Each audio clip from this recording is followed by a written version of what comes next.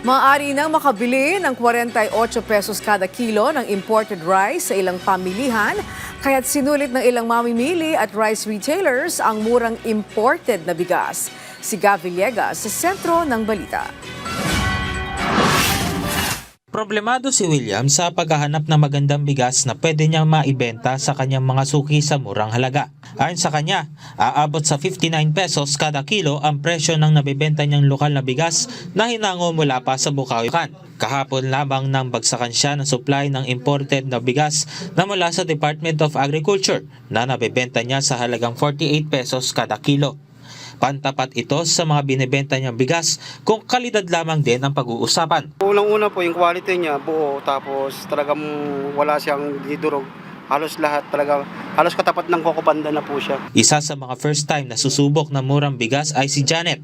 Ayon sa kanya, malaki ang diferensya ng bigas na nabili niya ngayong umaga kumpara sa bigas na kalimitan niyang binibili. Ngayon, pangit nga po yung, hindi masyadong magaganda yung bigas ngayon, mahal pati.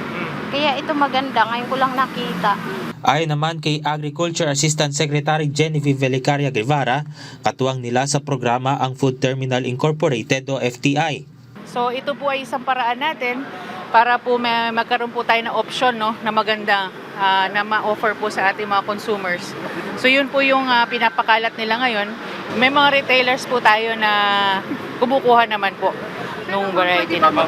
Mabibili ngayon ang 48 pesos kada kilo ng bigas sa ilang pamilihan tulad sa Pasig at San Juan. Plano rin ng FTI na ialok ang nasabing bigas sa mga retailer sa lahat ng pamilihan. Sa ngayon, maluwag pang ipinapatupad ng Department of Agriculture ang maximum suggested retail price para sa imported rice na nasa 43 pesos kada kilo dahil hindi pa nanunumbalik sa normal ang supply ng bigas sa bansa. Patuloy rin ang pagdating sa bansa ng mga imported na bigas at ngayong buwan ay inaasahan na rin ang peak harvest season ng palay sa ilang lalawigan sa Northern at Central Luzon.